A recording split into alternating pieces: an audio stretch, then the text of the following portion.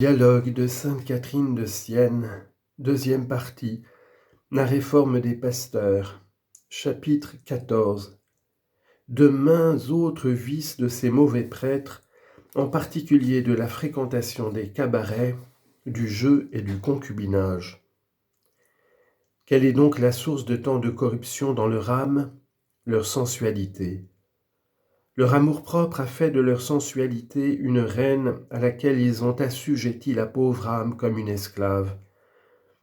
Je les avais faits libres, cependant, par le sang de mon Fils, lors de l'affranchissement général, quand toute la race humaine fut soustraite à la domination du démon qui la tenait en esclavage. À cette grâce participe toute créature raisonnable, mais spécialement mes oins que j'ai délivrés, eux, de la servitude du monde, pour les attacher à mon service à moi, le Dieu éternel, et les charger d'administrer les sacrements de la Sainte Église.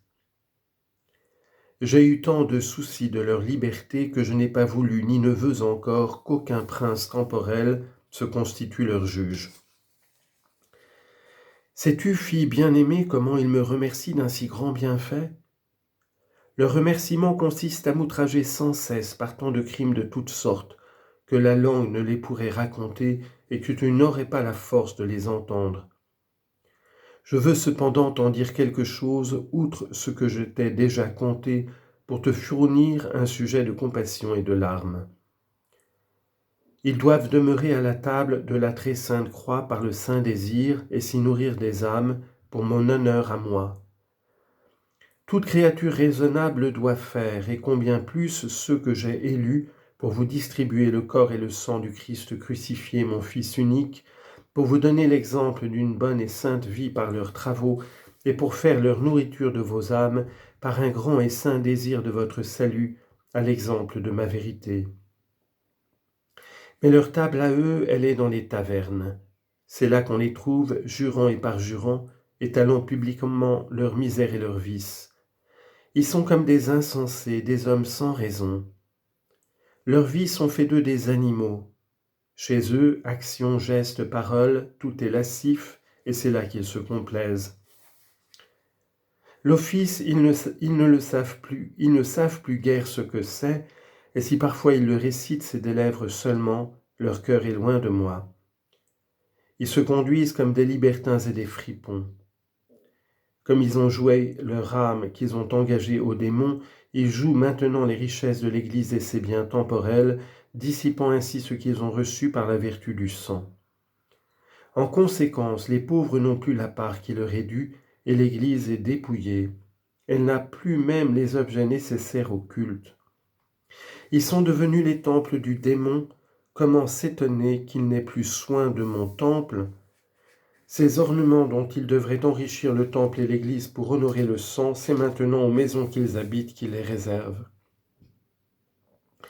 Et bien pire encore, jouant à l'époux qui orne sa propre épouse, ces démons incarnés par des dépouilles de l'Église, la complice diabolique de leur injustice et de leur impudicité. Sans la moindre honte, ils la feront assister à l'office pendant qu'ils célèbrent à l'autel, sans trouver mauvais que cette malheureuse, tenant ses enfants par la main, se présente à l'offrande avec le temple.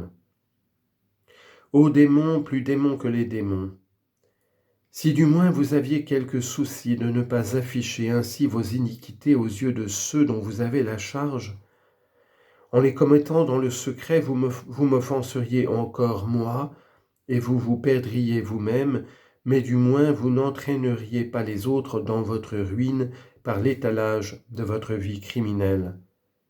Vos exemples leur sont un motif, non seulement de ne point sortir de leurs péchés, mais encore d'en commettre de semblables ou de plus graves encore.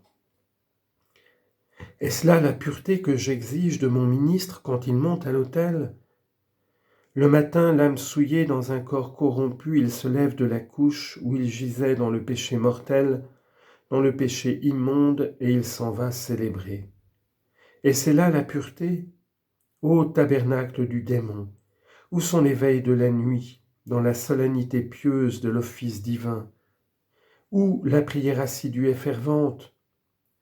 N'est-ce pas ainsi que pendant les heures de la nuit, tu devais te préparer au ministère que tu avais à célébrer le matin, en apprenant à te connaître toi-même et à te juger, par cette connaissance même, indigne d'une si haute fonction, en apprenant à me connaître aussi, moi qui par ma bonté t'ai élevé à cette dignité sans aucun mérite de ta part, je t'ai fait mon ministre pour le service de mes autres créatures.